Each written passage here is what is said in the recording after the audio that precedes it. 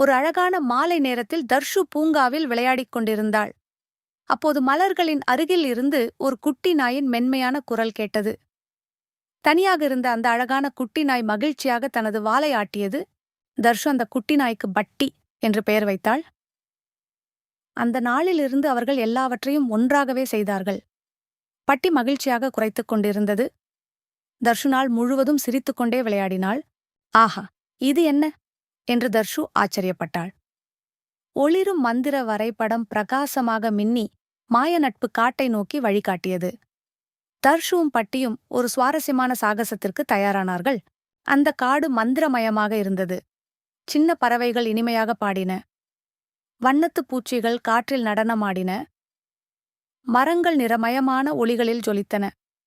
அவர்கள் மேலும் உள்ளே சென்றபோது பட்டி உற்சாகமாக குரைத்தது. ஐயோ, இந்தச் சிறிய முயலுக்கு உதவி தேவை என்று தர்ஷு மெதுவாக சொன்னாள். அவள் கிளைகளை தூக்கினாள். அதே நேரத்தில் பட்டி தனது வாயால் குச்சிகளை இழுத்து அகற்றியது.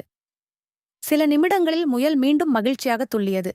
கவலைப்படாதே பட்டி என்று தர்ஷு மெதுவாக சொன்னாள். அவர்கள் ஒரு படியாக அந்த ஆடும் பாலத்தை ஒன்றாக கடந்து சென்றார்கள். உண்மையான நண்பர்கள் ஒருவருக்கொருவர் துணிச்சலாக இருக்க உதவுவார்கள். பார் பட்டி என்று தர்ஷு உற்சாகமாக மெதுவாக சொன்னாள். அவர்களின் அன்பும் நட்பும் காரணமாக அந்த பெரிய கிறிஸ்டல் இன்னும் பிரகாசமாக ஜொலிக்கத் தொடங்கியது. மந்திரக்காடு தர்ஷுவையும் பட்டியையும் கண்டு மகிழ்ச்சியாக கொண்டாடியது. அவர்களின் அன்பான இதயங்கள் அந்த காட்டின் மந்திரத்தை காப்பாற்றியிருந்தன. நட்பு எல்லாவற்றையும் இன்னும் பிரகாசமாக மாற்றியது.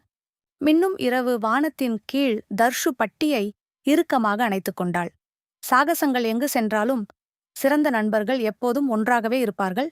அன்பு, துணிவு மற்றும் நட்பு எந்த சாகசத்தையும் மந்திரமாக மாற்றும். உண்மையான நண்பர்கள் எப்போதும் ஒருவருக்கொருவர் உதவி செய்து மகிழ்ச்சியை பரப்புவார்கள்.